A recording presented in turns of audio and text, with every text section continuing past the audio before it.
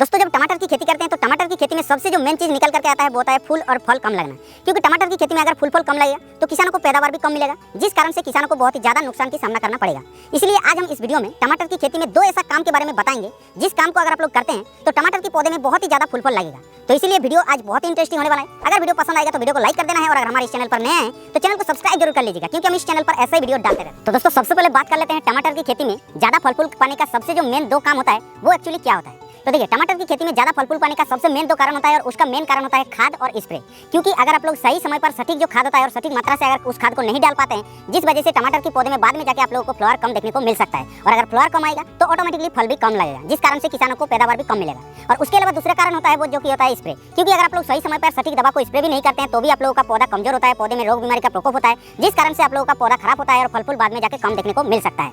तो अभी हम आप लोगों को बताएंगे कि टमाटर के पौधे में कैसे आप लोगों को फल फूल को बढ़ाना है, जिससे आप लोगों को ज्यादा पैदावार मिलेगा और ज्यादा अच्छा रिजल्ट मिलेगा। सबसे पहले खाद की अगर बात की जाए तो आप लोगों को खाद जो डालना है, कितनी मात्रा में डालना है, कौन कौन सी खाद डालना है और कब डालना है, पूरे डिटेल्स में अभी आप लोगों को हम बता रहे हैं। तो पहला खाद जब आप लोग ट्रांसप्लांट करते हैं तो उस समय पर आप लोगों को डीएपी लेना है 50 से 60 केजी। और यहाँ पर जो आप लोगों को जानकारी दे रहे हैं वो आप लोगों को 1 एकड़ के हिसाब से जानकारी दे रहे हैं। तो आप लोगों को 50 से 60 केजी लेना है डीएपी खाद को, और उसके साथ साथ आप लोगों को लेना है पोटाश, जो कि आप लोगों को लगभग 25 से 30 केजी लेना है उसके साथ। और उसके साथ साथ अगर आप लोग फॉस्फेट लेना चाहते हैं तो भी ले सकते हैं, लेकिन अगर आप लोग डीएपी दे रहे हैं तो उसमें आप लोगों को फॉस्फेट देने का कोई जरूरत नहीं है। और उसके बाद दोस्तों जैसे आप लोगों का पौधा लगभग 7 से 8 दिन हो जाएगा ट्रांसप्लांट करने के बाद, उस समय पर आप लोगों को फर्स्ट टाइम पर खाद डालना है। वो कौन कौन सी खाद डालना है वो आप लोग ध्यान से सुन लीजिए। सबसे पहले आप लोगों को 10-26-26 जो कि एनपीके होता है उसको आप लोगों को लेना है 50 से 60 केजी। और उसके साथ साथ आप लोगों को 20 केजी जो कि यूरिया खाद जो नाइट्रोजन होता है उसको लेना है। और उसके साथ दोस्तों आप लोगों को सीवीड ग्रेन्यूल्स लेना है, जो कि आप लोगों को 10 से 12 केजी लेना है पर एकड़ के हिसाब से। सीवीड ग्रेन्यूल्स एक काफी अच्छा दानेदार होता है जो कि आप लोगों को पौधे को बढ़वार को बढ़ाने के लिए काफी अच्छा काम करता है, ज्यादा फल फूल ले आने के लिए काफी अच्छा काम करता है। तो सीवीड ग्रेन्यूल्स आप लोगों को सस्ते के ऊपर सबसे बेस्ट जो रिजल्ट देता है वो आप लोगों को सागोरिका Z++।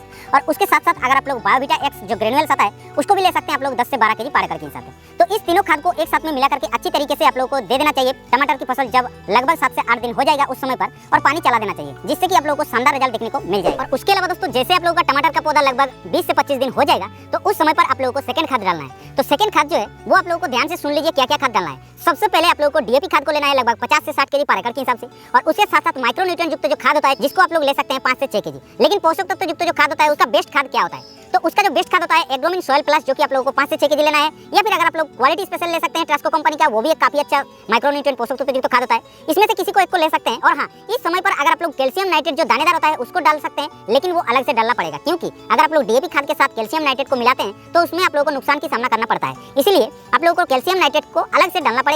या फिर अगर आप लोग बाद में जाके स्प्रे करते हैं तो भी आप लोगों को कोई दिक्कत नहीं है, अच्छा रिजल्ट देखने को मिलेगा। लेकिन कैल्शियम नाइट्रेट को आप लोगों को डालना बहुत ही जरूरी है, क्योंकि टमाटर की फसल में अगर आप लोग कैल्शियम नाइट्रेट को नहीं डालते हैं तो आप लोगों को बहुत सारा दिक्कत का सामना करना पड़ता है। क्योंकि जैसे कि अगर आप लोग कैल्शियम नाइट्रेट को नहीं डालते हैं तो जो फल का नीचे जो सड़न होता है इस टाइप का कुछ, तो इसका जो कारण होता है मेन कारण कैल्शियम नाइट्रेट। लेकिन इस समय पर किसान बहुत सारे फंगिसाइड डालते हैं जो कि इसको कंट्रोल करने के लिए, लेकिन वो कंट्रोल नहीं हो पाता है। तो इसका मेन कारण होता है कैल्शियम नाइट्रेट, जो कि आप लोग अगर पहले से अगर खाद के रूप में डाल देते हैं तो आप लोग को बाद में जाके ये बीमारी का सामना नहीं करना पड़ता है। इसीलिए कैल्शियम नाइट्रेट बहुत ही अच्छा है। और उसके साथ कैल्शियम नाइट्रेट फल का साइज को और ग्लेज को अच्छा रखता है और फ्लावर को भी काफी ज्यादा बढ़ा देता है। तो इस तरीके से दोस्तों आप लोगों को टमाटर की फसल में खाद डालना है। अब बारी आता है स्प्रे का। देखिए अगर आप लोगों का टमाटर का पौधा शुरू से अगर आप लोग स्प्रे नहीं करते हैं तो बाद में जाके आप लोगों को रोग बीमारी का प्रकोप हो सकता है। इसलिए जब आप लोग ट्रांसप्लांट करते हैं तो उसके बाद लगभग 7 से 8 दिन हो जाएगा, उस समय पर आप लोगों को फर्स्ट स्प्रे करना है। उस समय पर फर्स्ट स्प्रे आप लोग क्या करेंगे, तो उस समय सबसे बेस्ट जो होता है इमिडाक्लोपीड 17.8% जो कि एसएल फॉर्म में मिलता है, जो कि सोल्यूबल लिक्विड होता है, उसको लेना है आप लोगों को 10 ml प्रति 15 लीटर के हिसाब से। और उसके साथ साथ एक फंगिसाइड लेना है जो कि काफी अच्छा है, एक साइमोक्सिनल प्लस मैनकोजेब का कॉम्बिनेशन, जो कि आप लोगों को बाजार में कार्जेट नाम पे भी मिल जाएगा।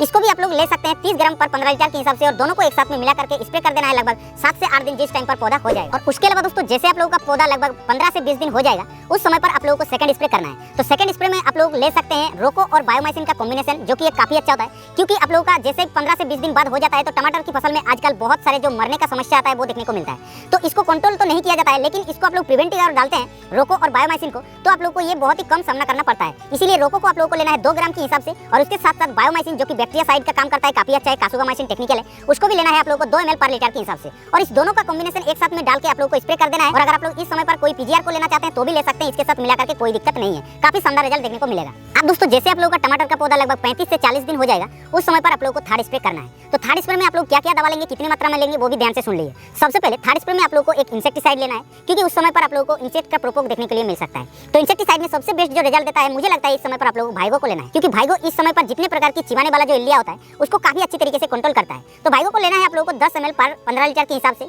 और उसके साथ साथ सियाप्टोन 10L को आप लोग ले सकते हैं, काफी अच्छा है, जिसमें आप लोगों को एमाइनो एसिड मिल जाएगा। ये एक पीजीआर है और इसको लेना है आप लोगों को 2 ml पर लीटर के हिसाब से।